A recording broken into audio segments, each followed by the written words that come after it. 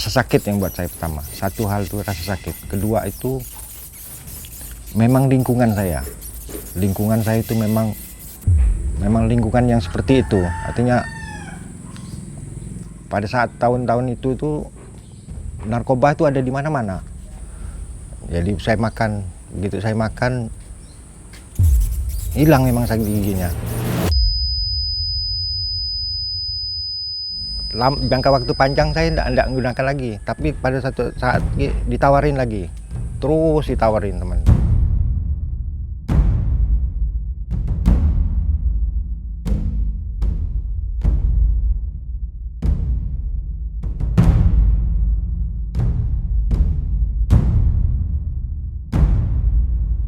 Akhirnya saya pun mulai kecanduan, kan. Sekian tahun saya pun kecanduan nih. Padahal pada waktu itu saya nih pegawai negeri kan, pegawai negeri dari tahun 95. Tahun 95 itu dalam jangka waktu yang panjang itu saya mulai ketergantungan.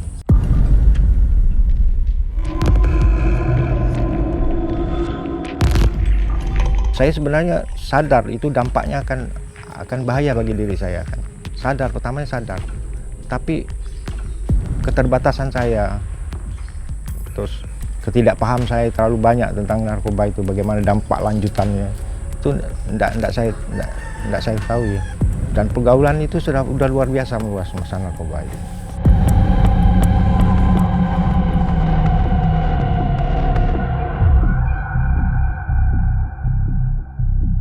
Ada sampai 1 tahun itu saya kepingin berhenti karena saya tidak mampu untuk menyelesaikan itu, berhenti itu kan. Saya coba dengan apa bantuan dari keluarga juga, memberi motivasi kan. Saya coba dengan cara sendiri, saya pergi juga secara religi kan. Istri saya mengingatkan, istri saya itu sampai saya itu mengalami gangguan kejiwaan kan.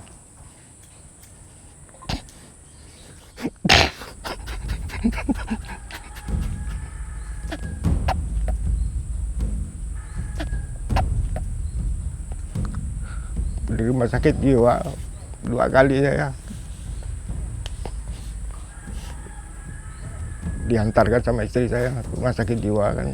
Dicoba belajar berobat, dibawa ke psikolog untuk supaya saya itu tidak tergantung. Tapi semua tidak akan berhasil karena mungkin pada waktu itu keinginan saya untuk berhenti memang belum sampai pada tingkat kesadaran seperti itu. Sampai saya kasihan istri saya, anak saya tiap hari dicari sama orang kan. Yang inilah semua kasus-kasus hukum. Akhirnya saya bilang sama istri saya, sama anak saya, udah supaya dampaknya tidak terlalu kepada keluarga, saya bilang kita pisah aja sementara ini kan, kita pisah kan. Begitu saya pisah, saya dikirim sama istri saya itu, kirim ke Jawa, di pesantren di daerah Jombang, Jawa Timur.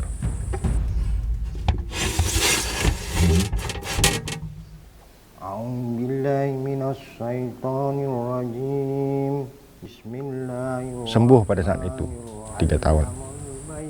Ada 3 tahun saya di sana sembuh. Saya tidak apal huruf-huruf itu sampai sekarang saya tidak apal huruf alif bata itu, alif bata ya, yang lain tuh tidak apal ya. Tapi kalau digandengkan huruf itu, kalau digandengkan di satu ini, saya bisa baca. Tapi kalau dia pendek ini tidak bisa baca ya. Kalau yang pendek ini bisa, yang panjang saya bisa baca. Saya jadi takmir ya, ngurus satu surau itu, musola itu kan, dekat pondok pesantren itu. Saya coba ngurus jadi takmirnya lah kan. Saya membersihkan, terus saya perdalam kan, sholat 5 waktu, ngaji apa semua saya jalani kan.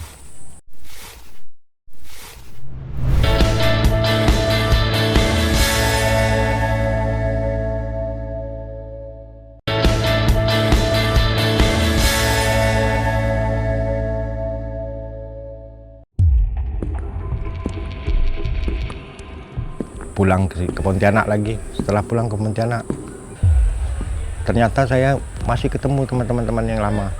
Teman-teman itu dalam kondisi yang semakin parah dari pertama kali saya tinggalkan. Setiap hari itu saya itu didatangi sama mereka. Udahlah gini, dirayu-rayu, dibujuk rayu.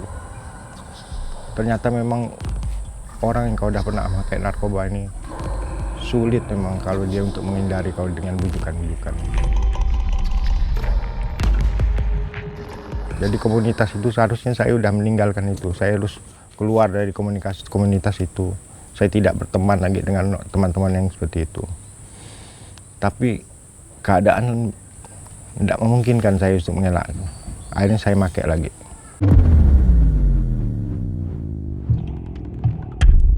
Semakin parah saya. Sampai laporan polisi, udah macam-macam saya buat. Sampai saya sendiri udah nggak mikir mau jadi apalah. Betul-betul seperti kemanusiaan saya itu hilang sama sekali. Timbul jiwa saya yang kejam, kan. Yang penting bagaimana saya pada saat itu harus dapat duit. Karena ketergantungan saya sudah semakin tinggi, dosisnya sudah semakin kuat. 4 tahun itu tidak pernah berhenti 1 hari pun saya pakai narkoba. Dan saya karena apa? Saya mencari uang itu di situ, di tempat itu. Begitu saya makai juga, saya jual juga, kan. Terus berputar. Kehidupan itu hari-hari seperti itu aja.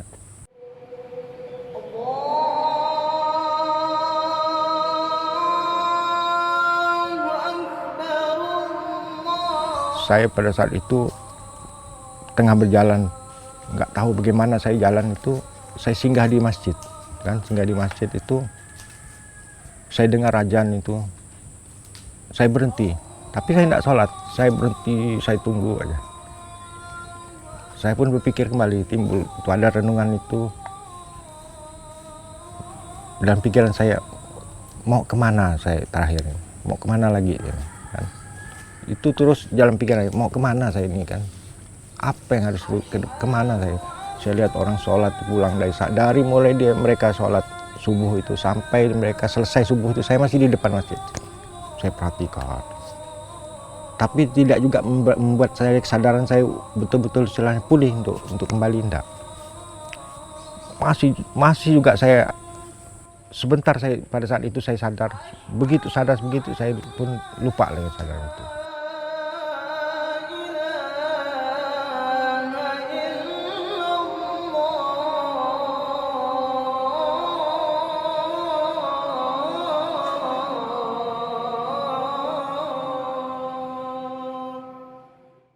Jadi saya pergi ke daerah Sanggau, saya di hutan itu.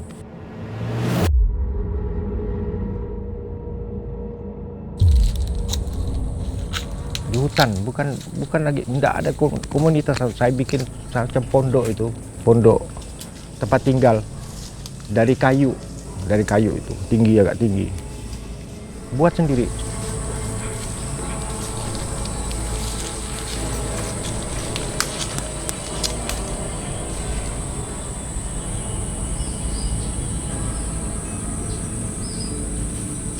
Pada saat itu saya pikir mungkin ini satu jalan saya untuk benar-benar berubah istilahnya. Saya harus mengenal diri saya. Siapa saya ini? Mau kemana saya ini? Apa yang harus saya buat?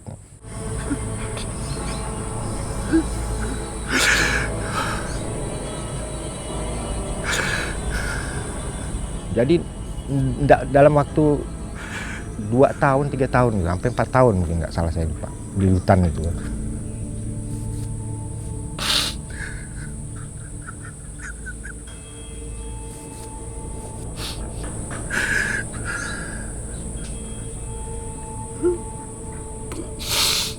Saya keluar itu, saya merasa diri saya sembuh, kan. Pada saat itu, saya ketemu lagi teman-teman itu.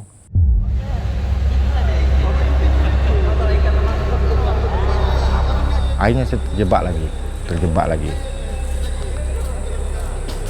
lagi ke masalah narkoba lagi.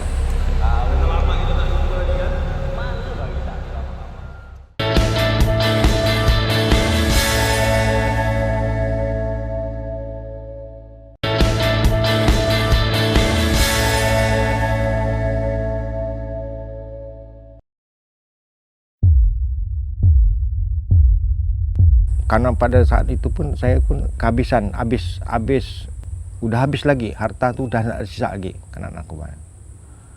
Mungkin saya pikir ini yang terakhir kali saya tuh, memang mungkin karena doa orang tua saya kali ya. Jadi saya ini tetap untuk menuju yang baik kan.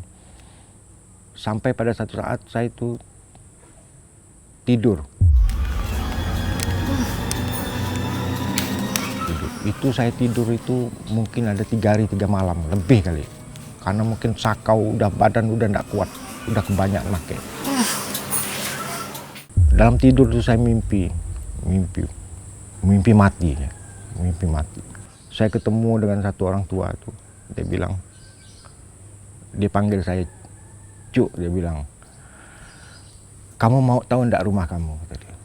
Mana ada rumah, saya bilang. Enggak, kamu mau tahu enggak rumah kamu? Akhirnya saya bilang, mau, saya bilang kan. Saya diajak naik sampan. Masuk di dalam goa. Di dalam goa ini ada sungai. Jadi goa ini simpang 4 nih. Satu air yang di sini, ini airnya deras di sini, yang satu ini air lurus ke depan.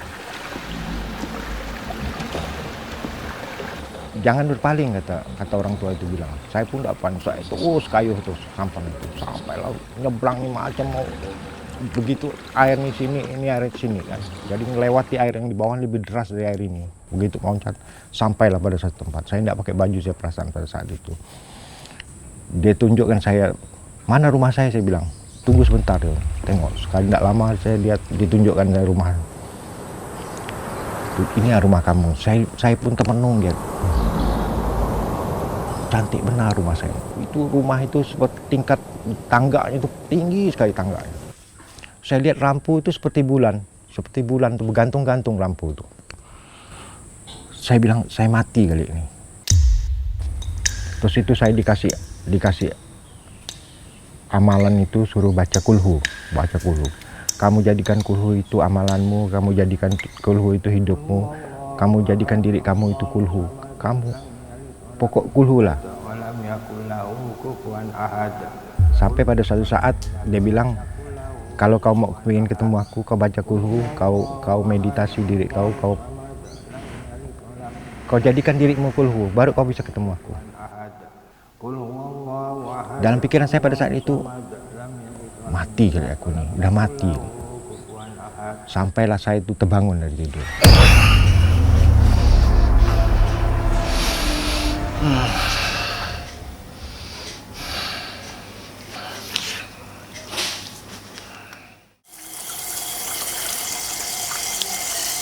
Saya sholat 2 rakaat, saya minta petunjuk.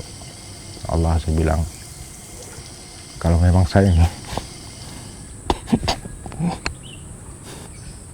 bisa jadi baik, berilah kebaikan itu dengan saya bilang. Karena kebaikan ini darimu, ya. Aku ingin kebaikan. Itulah akhirnya saya rehab. Mudah-mudahan juga selain ini yang terakhir kali, kan? Terakhir kali.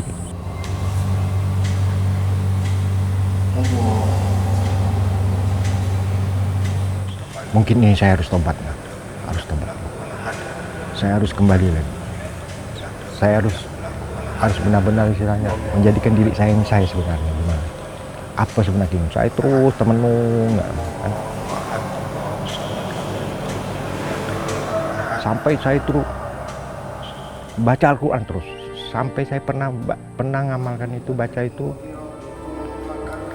setiap habis sholat di fardu nih 1 juz. Jadi 1 hari itu 5 juz.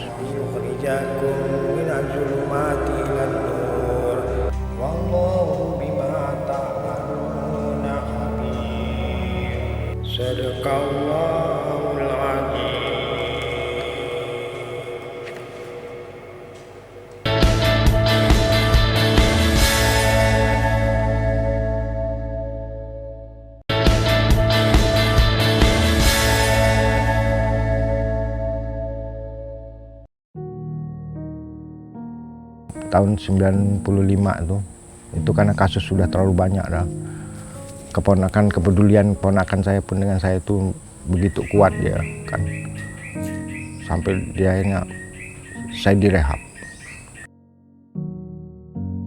Pada saat itu juga saya ngeliat respon Pak D masih diam sih. Diam terus. Jadi kita waktu itu sekeluarga patungan untuk nyumbang Pak D supaya rehab.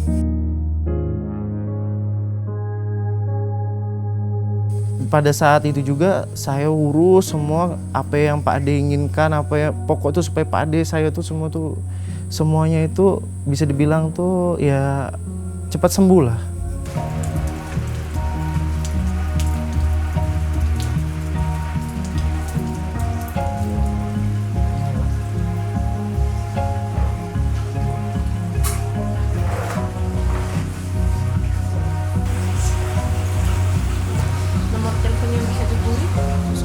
Terus di tempat rehab itu menjalani proses rehab itu 8 bulan. Terus saya coba untuk melakukan vokasional, macam-macam kegiatan di dalam. Saya betul kan belajar nukang kan, belajar masak, semua saya buat kan. Pak Yuda itu umur lebih dari 50 tahun. Itu kami anggap memang cara pakaian tidak mengenal umur, tidak mengenal jabatan, tidak mengenal siapa dia. Kalau mau pecandu. Nah, rasa pesimis itu memang sempat terpercik karena faktor usia. Sementara yang kita rehab mayoritas itu umur 15 sampai 30. Ini udah 50 tahun ke atas. Namun dengan edukasi kita, pemakaiannya sudah sangat parah, motivasi dari keluarga juga sangat mendukung. Alhamdulillah progresnya mengikuti program itu sangat baik.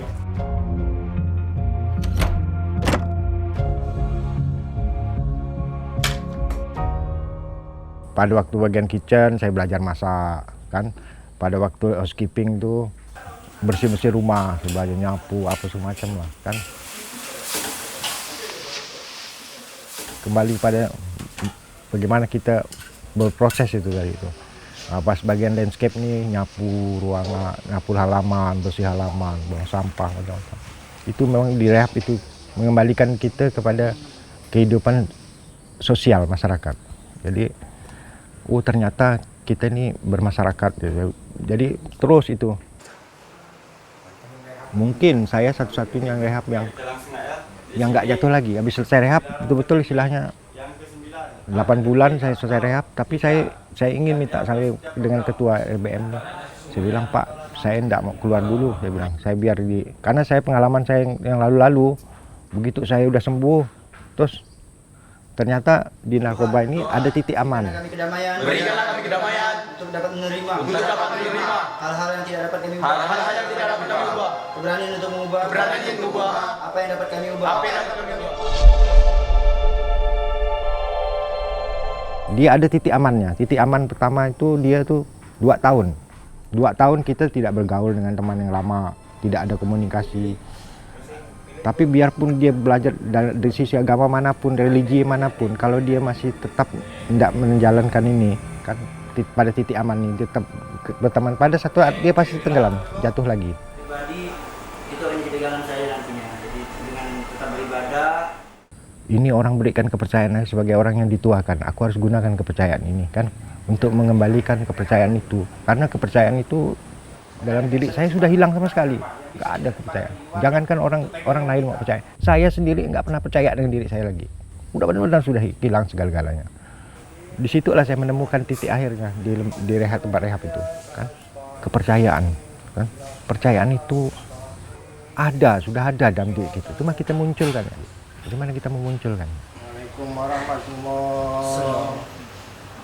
Assalamualaikum warahmatullahi wabarakatuh. Pak Yuda ini secara program bukan mengawasi, tapi kita tetap menjaga koordinasi. Karena kan ketika klien hari ini dia sudah dicas program, sudah kami keluarkan bahwa dia selesai rehab, secara program sebenarnya sudah tidak ada hubungan lagi dengan lembaga.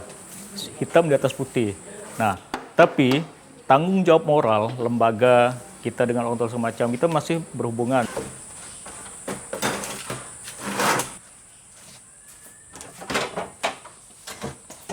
Assalamualaikum. Kabar Pak Ida? Sehat ya? Kita saling mengunjungi, ada kegiatan-kegiatan family support group. Nah, kawan-kawan yang sudah keluar ini kita undang kembali. Nah, seperti kemarin kegiatan-kegiatan baru kita kumpulkan mereka kembali. Nah, kita open sharing, ada yang relapse semacam kita home visit, datangi ke rumahnya, datangi keluarganya dan sebagainya, seperti itu. Ada yang ekonominya sudah jatuh kembali, kita usulkan untuk kegiatan-kegiatan yang dilaksanakan oleh dinas sosial, misalnya kegiatan khusus dan pelatihan-pelatihan dan sebagainya. Bantuan dari keluarga, dari keluarga, untuk supaya mereka bisa bertahan di luar kan. Nah, untuk Pak Ido sendiri memang kita anggap sosok yang benar-benar sudah keluar lah dari jeratan narkoba ini.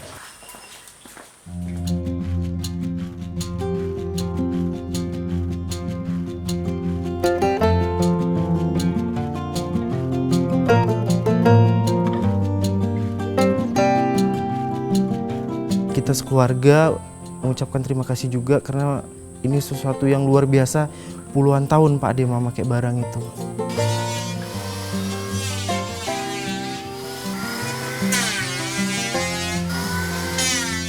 Kalau cerita bisa tak bisa, kembali kepada cerita bisa nggak bisa kita mengatasi itu.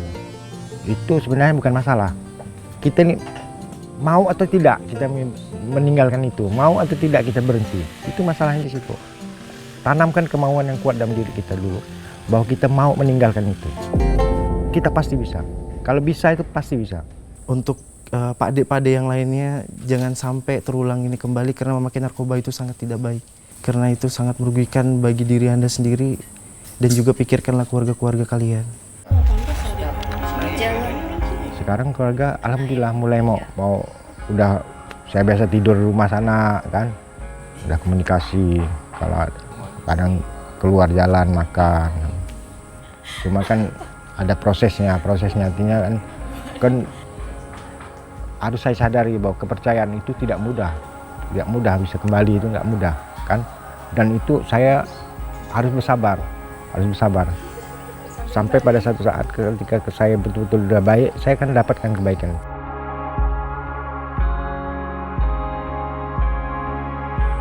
Dan pada saat sekarang saya yakin artinya saya sudah menemukan diri saya.